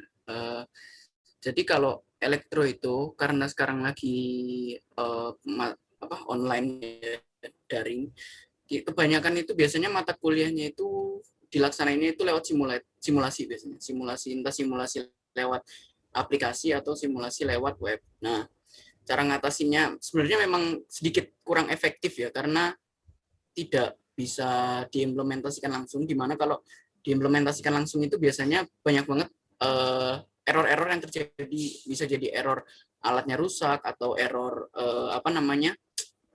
kita salah naruh ini atau salah naruh itu biasanya pengaruh banget. Nah, sedangkan di simulasi enggak. Tapi bukan berarti di simulasi itu enggak ada ilmunya atau ilmunya dikit, itu enggak. Karena justru di simulasi ini kita belajar dulu nih. Kita belajar dulu gimana sih cara ngelakuin percobaan ini misal. Nah, setelah simulasi itu berhasil, baru nih kita nyoba di percobaan nyata. Nah, sebenarnya errornya juga nggak begitu beda jauh, cuman ya itu cukup mempengaruhi sih menurutku. Mungkin gitu sih. Oke, terima kasih atas jawabannya. Nah, mungkin dari Mbak Tina, gimana untuk mengatasi pandemi ini? Mungkin ada praktek, tapi karena adanya pandemi, jadi tetap di rumah, terus hanya melakukan apa ya, conference saja di rumah, mungkin atau gimana?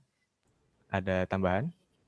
Kalau buat teknik industri sendiri itu praktikumnya kurang lebih ya sama ya kayak elektro tuh, jadi nggak bisa praktek langsung kan. Tapi kalau di sini menyiasatinya dengan cara asisten labnya itu bikin video. Jadi asistennya ya mau nggak mau harus ke lab, harus ke UNS gitu. Tapi ya itu tadi, kekurangannya mahasiswa praktikannya tuh nggak bisa nyobain alatnya langsung gitu loh. Kayak misal bikin kursi kuliah, kan kita praktikumnya bikin kursi kuliah. Sama mungkin kita lebih bisanya ke pengolahan data sih. Jadi ngasih video tutorial cara ngolah data kayak gitu. Mungkin itu. Oke, terima kasih dari Mbak Tina ya. Itu jawabannya teman-teman. Oke, ke pertanyaan selanjutnya ya. Prakteknya teknik industri itu ngapain Kak? Ini untuk Mbak Tina sepertinya ya. Oke, mungkin Mbak Tina dipersilakan. Oke, di sini mungkin praktik tuh maksudnya ketika kita udah beneran kerja atau praktiknya ya. Aku jawab dua kali ya. Kalau praktikumnya itu sendiri, nanti di teknik industri itu kita ada 4 kali. Ada juga praktikum fisika dasar, kalau itu kayaknya udah biasa lah ya. Fisika dasar tuh intinya nanti nge-review materi dari SMA. Nah, terus kalau yang praktikum inti itu ada 4. Ada yang namanya praktikum perancangan teknik industri 1-4. Kan tadi aku udah bilang ya, kita tuh integrasi. Jadi makanya kita perancangannya itu jadi satu. Yang di pertama itu kalian bakal ngerancang gimana bikin sistem kualitas. Kayak kalian ada uji bahan. Pertama ada uji bending, uji impact, uji tekan. Itu kalian bakal ngelakuin itu. Kalau di sini aku pakainya komposit sih kemarin. Karena kan nanti kalian seorang teknik industri harus ngerti tuh kualitas bahan-bahan tuh kayak gimana. Terus ada juga bikin desain rancangan produknya. Terus yang kedua itu nanti kalian bakal belajar bikin apa yang udah kalian rancang di praktikum pertama. buat diimplementasiin di kedua. Kalau itu kan kemarin aku ngerancang bikin kursi kuliah produknya. Nah, di situ yang kedua aku bikin tuh bener-bener bikin kursi kuliah gitu. Jadi kita gergaji, terus ngelem-ngelem, nge-staples antara busa didudukan sama kursinya, terus bikin lengan meja, terus ngelas juga gitu. Terus yang di kedua itu juga kalian bakal mengukur waktunya. Jadi waktunya tuh yang dihabisin berapa buat ngelas, buat bikin mejanya, gergaji itu berapa waktunya gitu. Terus yang di ketiga kalian bakal belajar, kan tadi udah tuh kalian udah bikin produknya. Nah kira-kira tuh setelah kalian bikin produknya ada cacatnya nggak sih? Kan tadi aku udah bilang kalian ada quality control. Jadi di awal kalian udah menetapkan tuh uji bending, uji impact itu kayak gitu kualitasnya. Nah, habis itu kita cek, oh kira-kira ini beneran gak nih? Ternyata ini kurang nih, mejanya kurang 1 cm, itu kan berarti nggak lolos kualitas gitu. Jadi kita harus ngulang kayak gitu. Lebih ke setelah jadi itu diapain sih produknya kalau yang ketiga. Nah, yang keempat itu belajar pemasarannya. Gimana sih kita tahu maunya konsumen, misal aja konsumen tuh mau kursi yang tinggi atau konsumen mau kursi yang mejanya itu bisa digerak-gerakin atau yang ada tempat minumnya kayak gitu. Kita harus ngerti istilahnya dengerin konsumen gitu, maunya konsumen sama kursi kuliah itu apa. Nah nanti kita pasarin kursi kuliah kita sama kita tetapin tuh berapa sih harga kursi kita. Jadi benar-benar lengkap dari awal banget kita tahu kualitasnya, bahannya, terus bikinnya, apa aja yang perlu kita kaji tentang produk itu sama masarinnya. Mungkin kayak gitu kalau praktiknya yang praktikum. Kalau praktiknya beneran di industri, banyak banget sih, tergantung kerja kalian. Kalau manajer, ya berarti nanti kalian akan manage orang. Kalau kalian jadi GM ya, General Manager, kalian nanti bawahannya ada manajer produksi, QC, sama mungkin pemasaran, marketing, kayak gitu-gitu. Kalian harus ngerti tuh, kayak misal pemasaran lapor ke kalian, Pak ini pemasarannya nih kita menurun nih. Nah, terus kalian omongin tuh ke bagian mungkin produksi ya. Produksi ini kira-kira demand kita menurun, demand itu permintaannya menurun nih, terus gimana ya? Terus produksi ada ide nih, kita bikin produk lain atau variasinya lain, kayak gitu. Jadi lebih ke praktiknya tuh manajerial. Sama kalau kalian jadi manajer yang lebih bawahnya kan berarti manajer produksinya ya, ya berarti kalian langsung ke supervisor. Kayak misal, ini kok terlambat sih produksinya, nggak bisa dikirim ke konsumen, itu kenapa gitu. Lebih ke manajerial sih, ngatur sistem sama orang. Ya, kayak itu dari aku. Oke, terima kasih jawabannya dari Mbak Tina. Ya, kita langsung lanjut ke pertanyaan selanjutnya. Mata kuliah favorit kakak apa dan kenapa? Ini mungkin bisa dijawab oleh Mbak Tina dan Mas Ardana ya. Mungkin dari Mbak Tina dulu deh, boleh. Silakan Mbak. Oke, mata kuliah favorit kakak apa? Karena kebetulan aku asisten dari Laboratorium Perancangan Sistem Kerja dan Ergonomi, aku tuh paling suka ergonomi. Kenapa ergonomi? Karena aku tuh cita-cita masuk industri itu dari SMP. SMP ku kan kebetulan dulu sempat ngerasain RSBI ya, Rintisan Sekolah Bertaraf Internasional. Di situ ada mata kuliah pengembangan teknologi dasar atau PTD, BTC lah. Nah, di situ tuh ada pelajaran ergonomi. Nah, dari situ tuh aku mengulik gitu ya. Kira-kira apa sih jurusan yang ada ergonominya, dan industri tuh erat banget sama ergonomi ini. Kenapa aku suka ergonomi? Karena di sini ilmu yang mempelajari tentang kenyamanan. Menurut aku itu penting banget sih, kayak seberapa bagus kita bikin itu, apa ya, misal kita bikin inovasi itu, pasti kalian nggak akan mau lah istilahnya, kita udah bisa bikin nih kursi yang bener-bener keren, tapi ternyata waktu dipakai nggak nyaman, apa kalian mau beli produk itu? Kan pasti nggak kan. Jadi menurut aku kenyamanan itu hal yang paling penting buat kita ketahui. Jadi di situ sih aku sukanya, dan gimana caranya juga bikin orang lain tuh bisa nyaman ketika bikin produk buatan kita. Dan lagi kalau kita bikin suatu produk yang bermanfaat kan bagi orang lain, pasti kan kayak amal jariah gitu ya buat kita. Kita bisa bikin kursi roda yang kayak gini gitu. Pasti orang-orang beli itu akan seneng. Istilahnya kayak ilmu kita bisa bermanfaat aja sih gitu menurutku buat orang lain. Jadi mungkin itu ergonomi. Oke. Oke, terima kasih Mbak Tina. Mungkin dari Mas Ardana. Silakan Mas. Oke, kalau dari aku sih mungkin teknik digital ya, praktikum dan mata kuliah teknik digital. kalau aku itu suka ini tuh karena jadi teknik digital tuh membahas tentang dasarnya itu kan gerbang logika ya, dasar mata kuliahnya itu gerbang logika. Nah, cuman di mata kuliah ini tuh dijelasin kayak gimana sih cara kita menyelesaikan sebuah permasalahan yang kompleks dengan hanya menggunakan beberapa jenis gerbang logika aja. Nah, gerbang logika ini sebenarnya menjadi dasar dari sebuah logika rangkaian, di mana kalau gerbang logika A misal inputnya A dan B, nanti gerbang logikanya misal ke X jadinya apa. Nah, di situ tuh kita bisa kreasi sendiri gitu di situ. Jadi misal kita mau hasilnya sesuai apa yang kita inginkan nih. Jadi misal inputnya A, B, C, D gitu. Nah, misal gerbang logika yang tersedia cuma ini. Nah, gimana solusinya kita biar hasilnya sesuai dengan apa yang diminta, cuman dengan kebutuhan sesuai soal gitu. Nah, ini kan kita kreasi sendiri tuh. Gimana sih caranya biar bisa biar bisa terimplementasikan, biar bisa berhasil gitu. Nah, akhirnya kita nyoba berbagai cara, nyoba ini. Nah, akhirnya sampai bisa nih ketemu titik terangnya nih. Nah, jadi kalau aku sih lebih suka ke mata kuliah ini karena bisa kreasi sendiri gitu. Dan ini juga menjadi logika awal untuk membuat rangkaian. Karena di sistem praktikum teknik digital ini kita pertama kali belajar input dan output ya, input dan output sebuah rangkaian. Jadi apa ya? Bisa dibilang kayak dasar awalnya elektro lah gitu. Untuk untuk membuat rangkaian yang lebih kompleks nanti ke depannya. Mungkin itu. Oke, baik. Keren-keren ya mata kuliahnya yang dipilih ya. Oke, baik, terima kasih Mas Ardana dan Mbak Tina. Oke, ke pertanyaan selanjutnya. Nah ini, apa benar Kak, kalau mau masuk teknik tapi nggak suka hitung-hitungan itu cocoknya masuk ke teknik industri? Nah ini sebenarnya nggak teknik industri doang ya. Maksudnya pertanyaan ini tuh umum banget yang ditanyain oleh calon mahasiswa biasanya. Kalau nggak bisa hitung-hitungan tuh cocoknya apa gitu kan biasanya pertanyaannya. Nah, tapi ini ke teknik industri. Jadi mungkin monggo Mbak Tina, apakah ya? Oke. Nah, silahkan Mbak. Kebanyakan tuh teman-temanku tuh ada yang bilang curhatnya tuh kayak gini. Aku nggak suka hitung-hitungan, tapi masuk industri ternyata mata kuliahnya kayak gini gitu. Bikin tweet kayak gitu sambil ngasih gambar, dia bingung ngitung-ngitung di Excel gitu ya.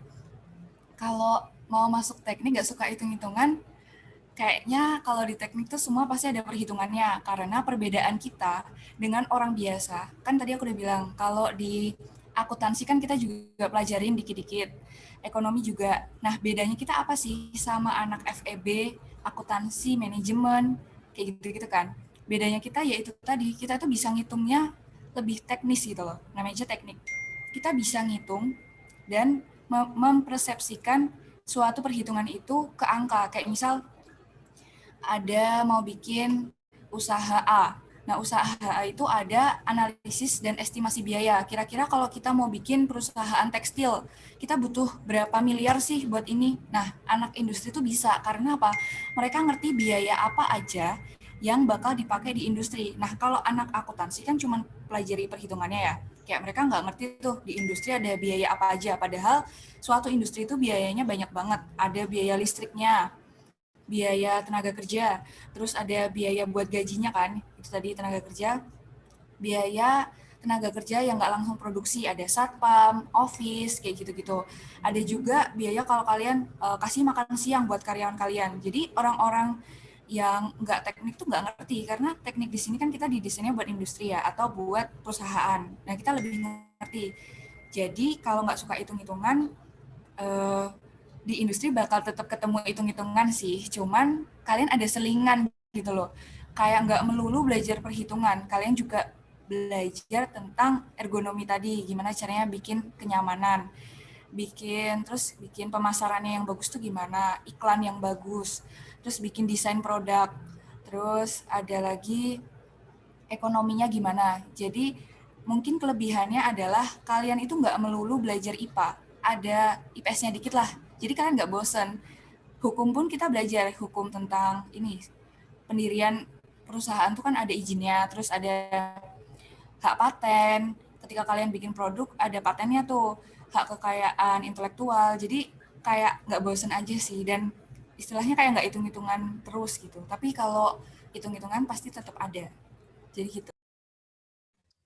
Oke, sudah terjawab ya pertanyaan. Jadi untuk yang mau masuk teknik industri itu tetap ketemu hitung-hitungan, tapi nggak melulu hitung-hitungan gitu Mbak ya. Ada selingannya. Oke, baik-baik. Terima kasih atas pertanyaannya dan jawabannya dari Mbak Tina. Oke, ini ada pertanyaan lagi. Apa semua yang dipelajari selama perkuliahan itu diterapkan juga di dunia pekerjaan? Nah, apabila tidak, berapa persen kemungkinan ilmu yang dipelajari itu diterapkan? Nah, ini pertanyaan ini sering ditanyakan oleh calon mahasiswa kita ya.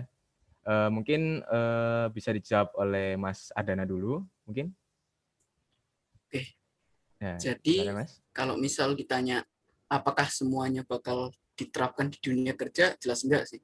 Karena ada beberapa mata kuliah yang memang cuma sebagai pembuka aja. Tapi bukan berarti mata kuliah yang pembuka ini nggak penting gitu. Justru mata kuliah ini juga kita harus pelajari. Kenapa? Karena mata kuliah ini yang nantinya akan membawa kita ke mata kuliah selanjutnya, yang lebih kompleks, yang lebih sulit. Nah, jadi kalau misal ditanya apakah semuanya masuk, ya enggak. Tapi harus kita pelajari semua karena mata kuliah yang pembuka ini yang mungkin tidak akan dibawa ke dunia kerja ini, itu akan dipakai untuk mata kuliah yang lebih kompleks. Nah, mata kuliah yang kompleks inilah yang nantinya akan dipakai di dunia kerja. Nah, biasanya mata kuliah kompleks tuh udah mulai kalau masuk semester 5 ke atas ya, udah mulai masuk peminatan. Jadi itu kan nanti disuruh milih peminatan apa sih yang kita pilih nanti. Itu nanti yang akan dipilih, yang akan dipakai buat kita kerja nanti pas lulus gitu. Oke, baik. Terima kasih Mas Adana. Mungkin Mbak Tina mau menambahkan?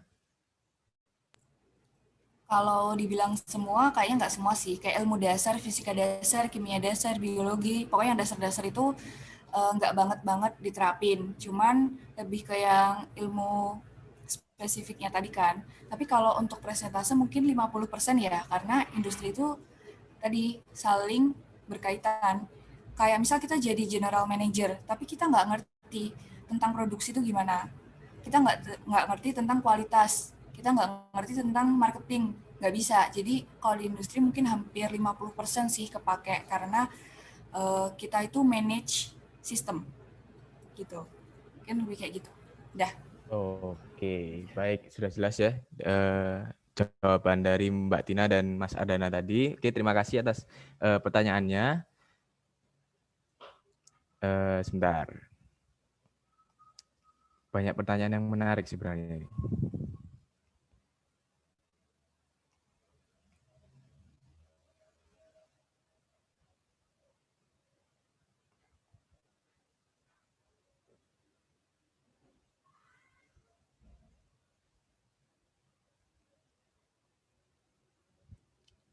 Nah, ini mungkin saya up ya, mungkin.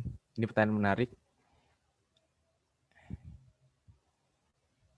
Nah, yang ada saran? Coba ke atas.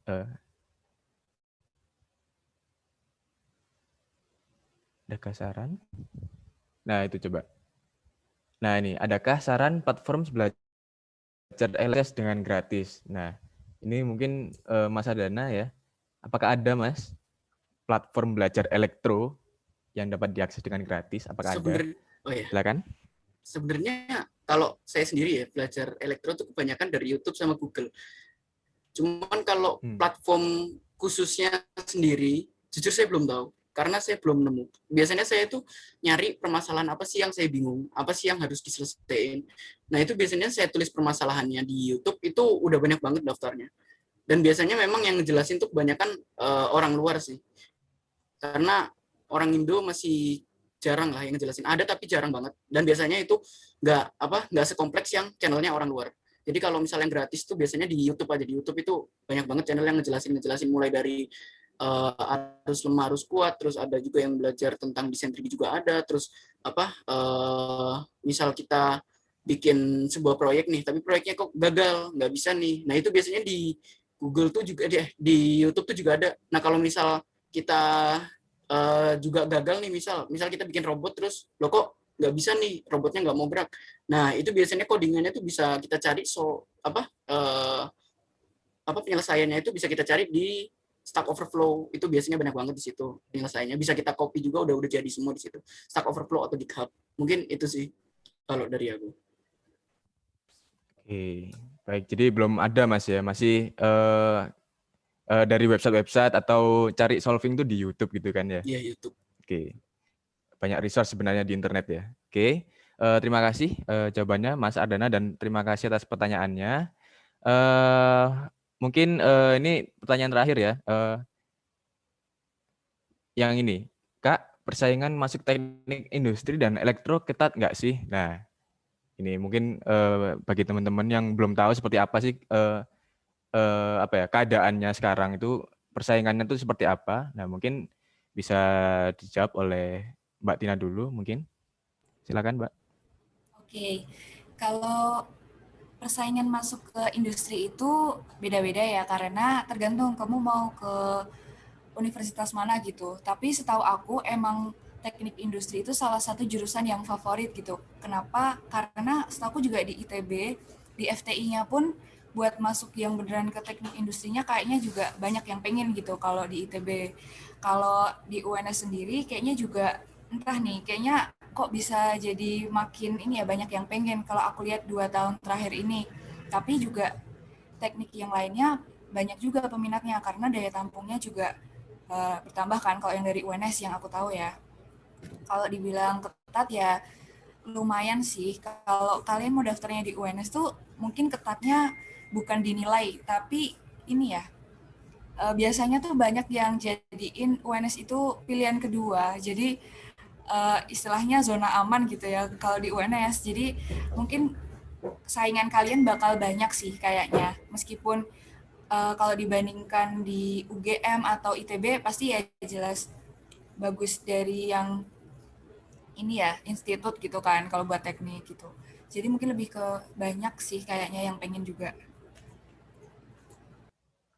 Oke, baik begitu ya jawaban dari Mbak Tina. Mungkin dari Mas Adana, silakan Mas. Ya, baik. Kalau dari aku sendiri sih menurutku cukup ketat ya. Cuman bukan berarti nggak punya peluang. Karena memang dari tahun ke tahun itu pendaftaran buat teknik elektro ini cukup banyak gitu. Apa namanya yang daftar mau ke teknik elektro ini cukup banyak. Cuman apa namanya kalau misal kalian udah fix nih mau masuk elektro, biasanya kan kalau misal kita mau nge-apply di universitas itu kita pilih dulu nih, kita prioritasin universitasnya dulu atau prioritasin jurusannya dulu. Nah kalau misal kalian udah fix nih, aku mau elektro misal gitu, kalian yang diprioritasin itu adalah jurusannya. Nah itu bisa banget kok kalian bukan cuma apply di satu univ, tapi di 2 univ yang berbeda tetapi dengan jurusan yang sama. Jadi kalau misal ketat ya lumayan ketat, tapi bisa kok masuk karena apa namanya kalau misal kalian bingung nih mau masuk di univ ini peminatnya banyak misal atau masuk di univ ini apa namanya nilainya harus tinggi, nah itu bisa pakai cara yang tadi. Jadi kita apply di 2 univ dengan jurusan yang sama. Jadi sebenarnya yang bikin sulit itu mungkin lebih ke arah jumlah orangnya sih, bukan ke nilainya. Ke nilai juga sih mungkin, cuma nggak seberapa ngaruh, tapi lebih ke apa namanya penerimaannya itu seberapa banyak yang masuk situ gitu. Oke, jadi faktor banyaknya peminat ya. Jadi sebenarnya ya bisa dibilang ketat ya ketat, tapi nggak terlalu ketat gitu kan Mas ya. Oke, mungkin baik sekian dulu dari pertanyaan-pertanyaannya. Terima kasih atas jawaban-jawaban dari Mbak Tina dan Mas Ardana. Untuk teman-teman yang lain yang belum ditanyakan pertanyaannya, maksudnya belum kami share ya pertanyaannya untuk dijawab oleh Mbak Tina dan Mas Adana. Mungkin itu Mbak dan Mas mungkin bisa share IG-nya mungkin untuk teman-teman di sini bisa tanya lebih lanjut mengenai prodi teknik industri dan teknik elektro. Mungkin bisa di-share ID IG-nya di kolom chat.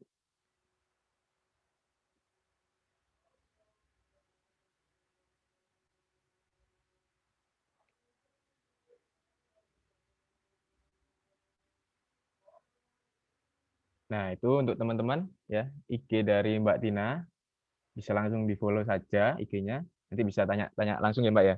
Untuk Mas Adana mungkin ada juga.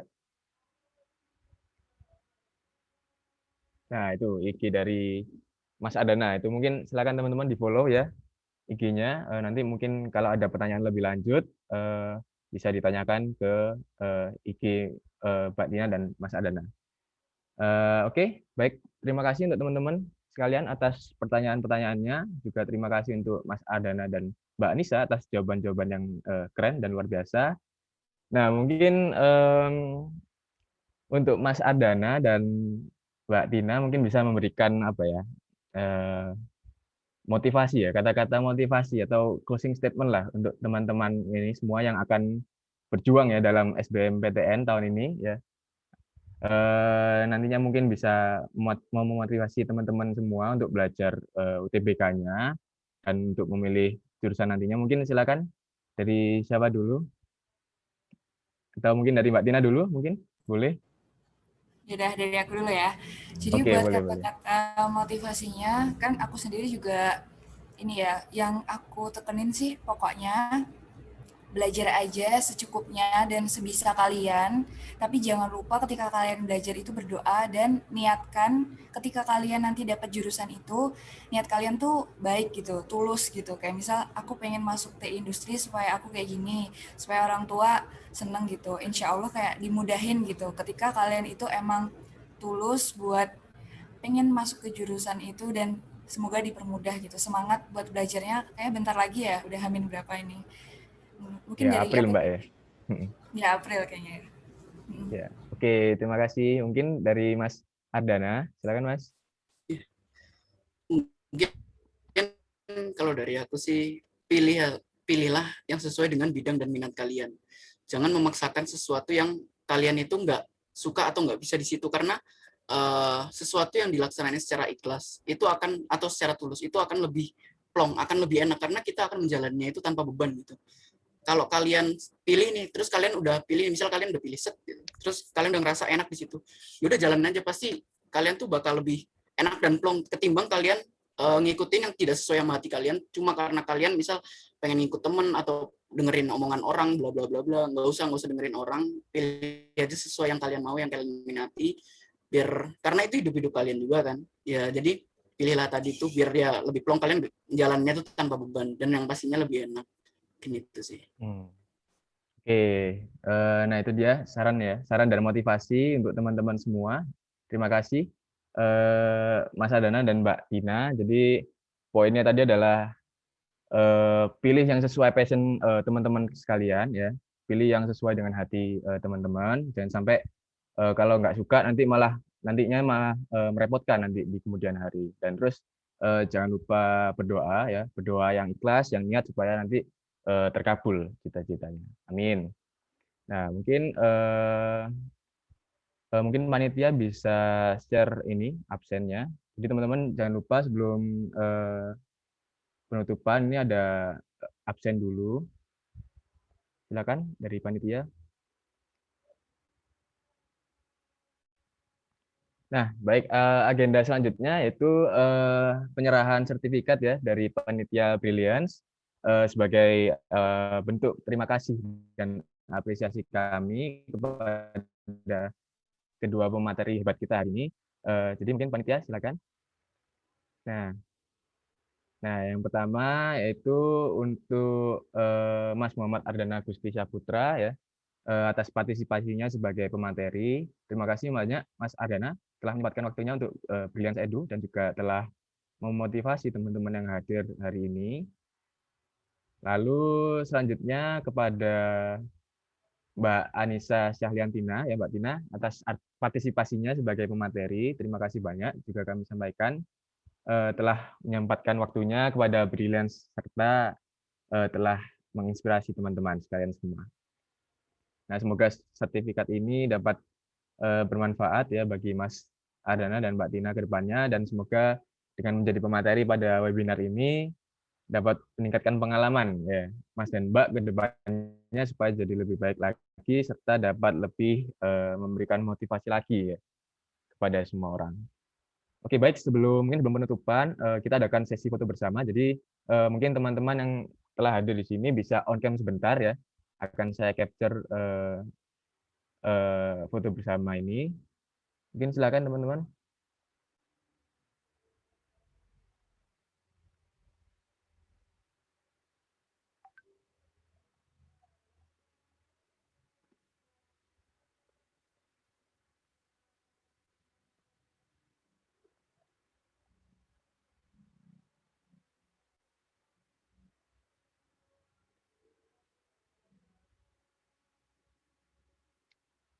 Oke, sudah siap semua? Bentar ya.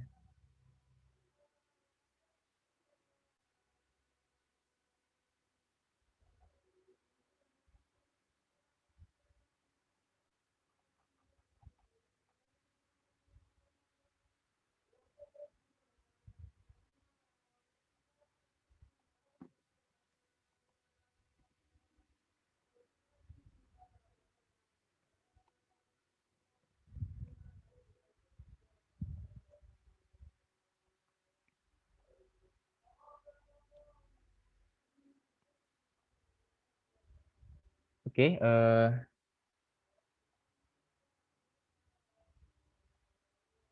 mungkin teman-teman bisa on cam, yang belum on cam, silakan teman-teman.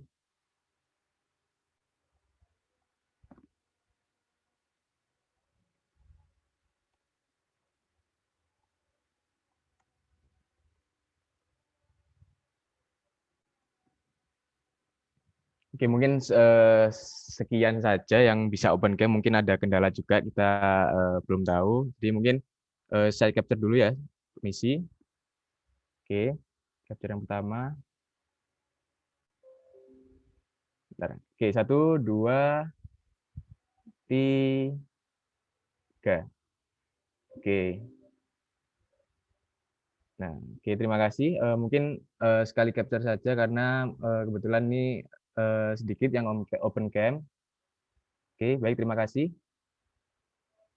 Nah, untuk teman-teman yang telah hadir, mungkin saya ingatkan lagi untuk mengirim form kritik dan sarannya yang telah dikirimkan oleh panitia ya, linknya di kolom chat.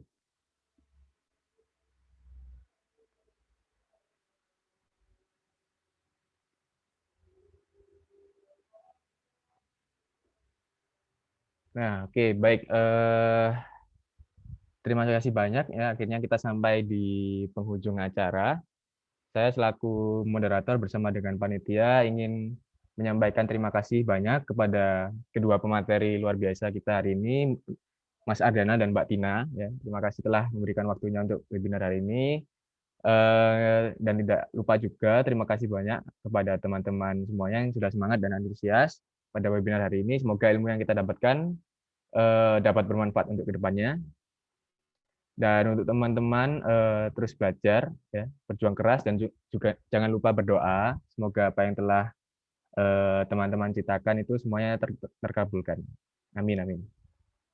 Baik, saya pribadi mohon maaf apabila ada perkataan yang kurang berkenan, serta kami dari panitia mohon maaf jika masih banyak kekurangan. Akhir kata, sekali lagi terima kasih. Wassalamualaikum warahmatullahi wabarakatuh. Waalaikumsalam warahmatullahi Waalaikumsalam wabarakatuh. warahmatullahi wabarakatuh. Terima kasih semuanya. Terima kasih. Terima kasih.